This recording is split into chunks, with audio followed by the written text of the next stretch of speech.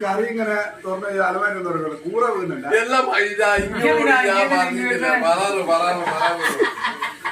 അത് പോറ എനിക്ക് ഉണ്ടായ ആയാലും വിളിക്കൂന്ന് പറഞ്ഞു ഇതായിരിക്കും വേണ്ടി സാമ്പാർ തിളക്കുന്നു.